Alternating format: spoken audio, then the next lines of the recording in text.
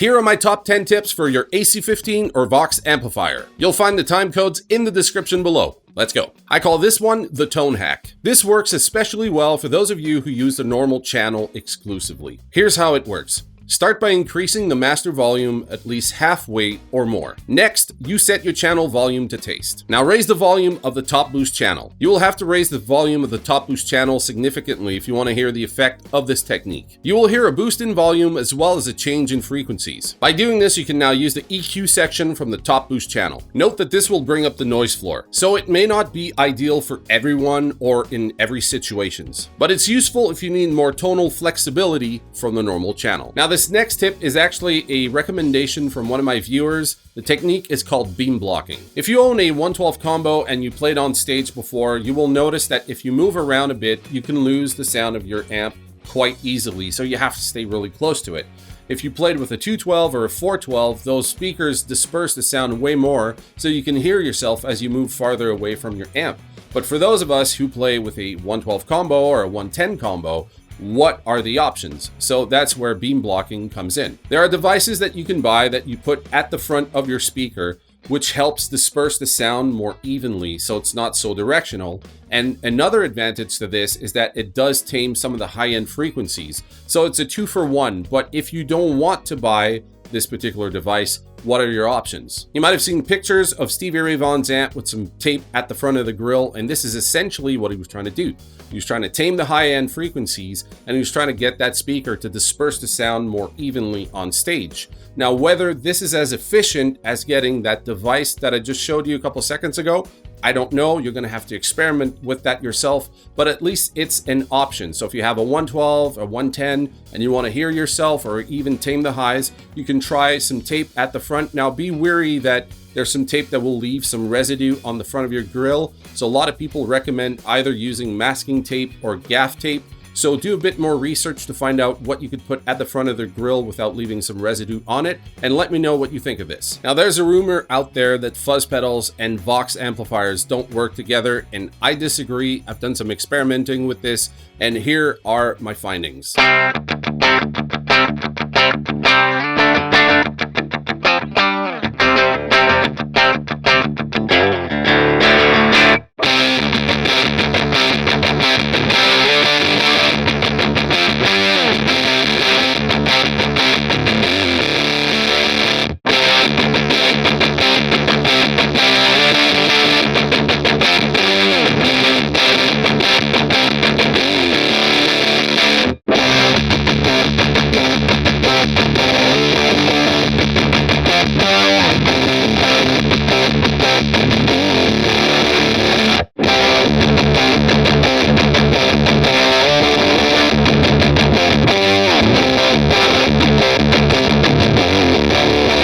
For this technique, you're going to need an ABY pedal, which is going to let you choose either the top boost channel or the normal channel, or both of them simultaneously. We're essentially doing the same thing you've seen on Marshalls that have 4 input, where someone uses a short cable to plug one input to the other. It's essentially that we're doing here. For this example, I'm going to be using a TC Electronic G system. It has 2 outputs, so basically it's more of an AB pedal. So I'm going to be sending both signals to the top boost and the normal channel.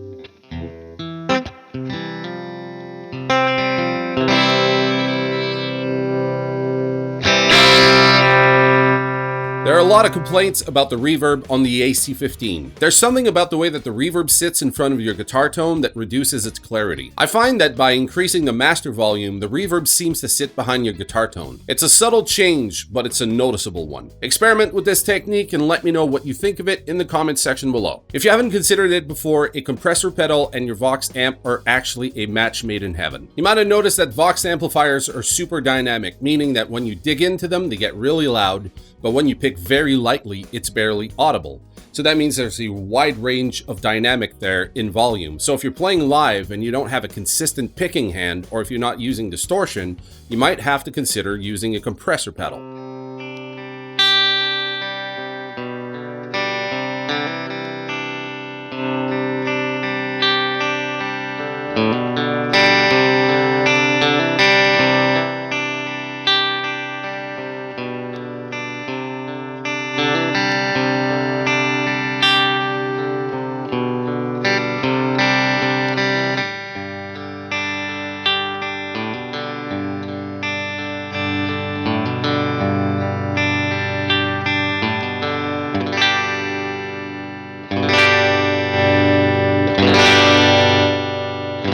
Change the stock tubes in your brand new amplifier as soon as possible. It's an additional cost, but it's a worthy investment. There's a significant difference in tone between the stock unbranded tubes and your favorite set of tubes. So if you make that switch as soon as possible, you're going to be much happier with your new purchase. New owners of Vox amplifiers often complain that their amps sound brittle and harsh.